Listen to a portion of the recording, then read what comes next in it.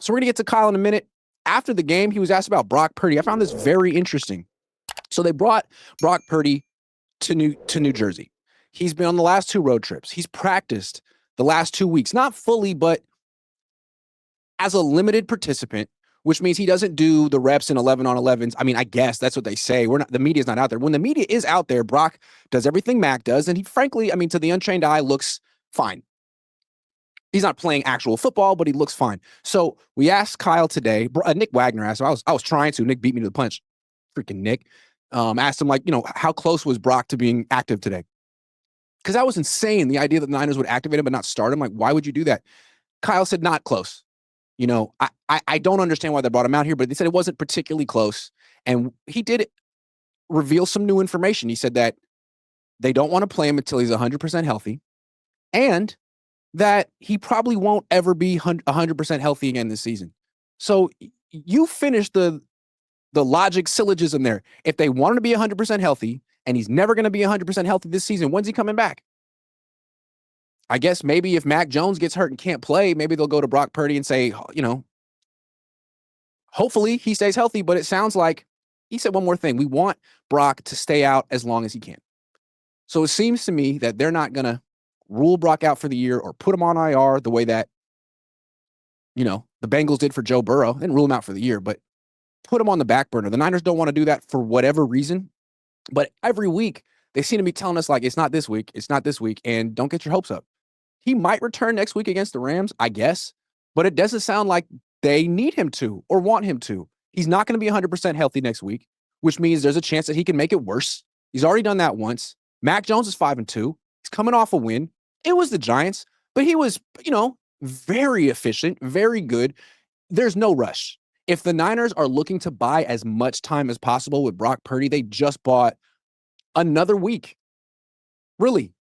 If Mac Jones lays an egg against the Rams, maybe they bring him back after that in a move of desperation. But it seems to me that with a 6-3 record, they've bought themselves a lot of time. Even if they lose to the Rams, I mean, that's going to be expected, right? They're going to be underdogs in that game. They lose to the Rams, they're still 6-4.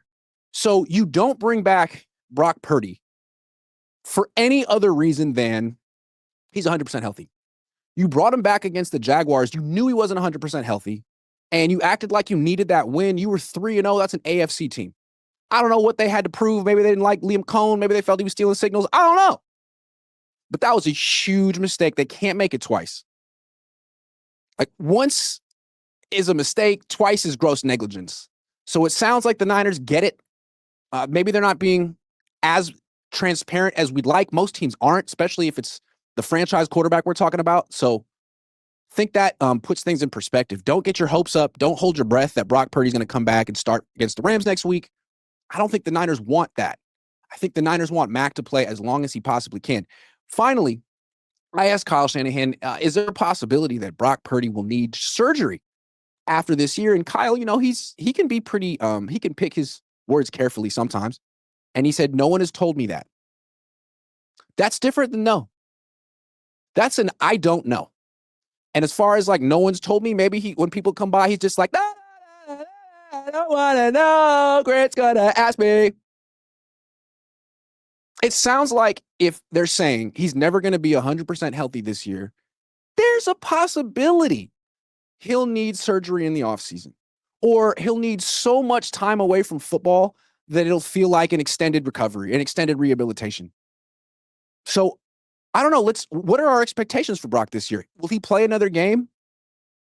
Maybe.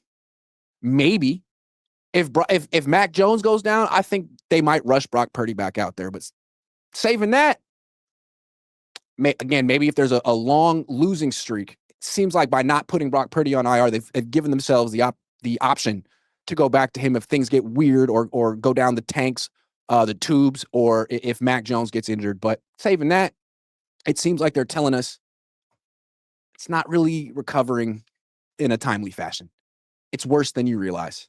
And again, don't forget, he's already come back once. The organization, the training staff already cleared him once. And when they cleared him, it was premature. So I think it's fair to assume that they're not going to do that twice.